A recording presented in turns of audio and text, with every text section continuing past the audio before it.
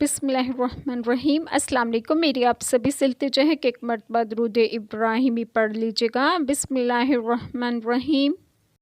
अल्लाहुम्मा सल्ली अला मुहम्मदिन व अला आलि मुहम्मदिन कमा सल्लैता अला इब्राहीम व अला आलि इब्राहीम इन्नका हमीदुम मजीद। अल्लाहुम्मा बारिक अला मुहम्मदिन व अला आलि मुहम्मदिन कमा बारकता अला इब्राहीम व अला आलि इब्राहीम इन्नका हमीदुम मजीद। बिस्मिल्लाहिर्रहमानिर्रहीम। याद करो जब अल्लाह ने फरमाया, ए ईसा अलैहिस्सलाम, मैं तुझे पूरी उम्र तक पहुंचाऊंगा और तुझे अपनी तरफ उठा लूँगा और तुझे काफरों से पाक कर दूँगा और तेरे पैरों को क़यामत तक तेरे मुनकरों पर ग़लबा दूँगा। फिर तुम सब मेरी तरफ पलट कर आओगे तो मैं तुम्हें फ़ैसला फरमा दूँगा जिस बात में झगड़ते हो। बिस्मिल्लाहिर्रहमानिर्रहीम। आज जो बात मैं आप लोगों से डिस्कस करूँगी वो ये है, यानी तुम्हें कुफ़ार कत्ल न कर सकेंगे।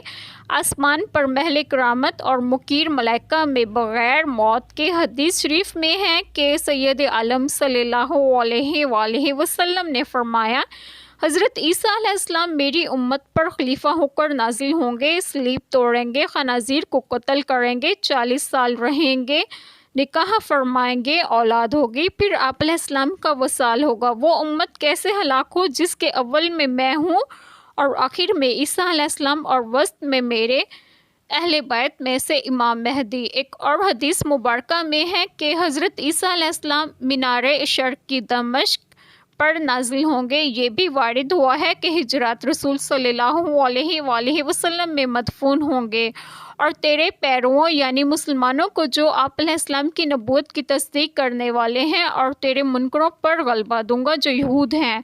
अल्लाह ताला हम सब के तमाम गुनाहों को माफ़ फरमाए और हमें सिरात मुस्तकीम की राह पर गामज़न करें और आप सबको आपके घरों में खुश खुर्रम रखें और उसे तो तंदुरुस्तगी भी दें। आमीन। जज़ाकल्लाह खैर।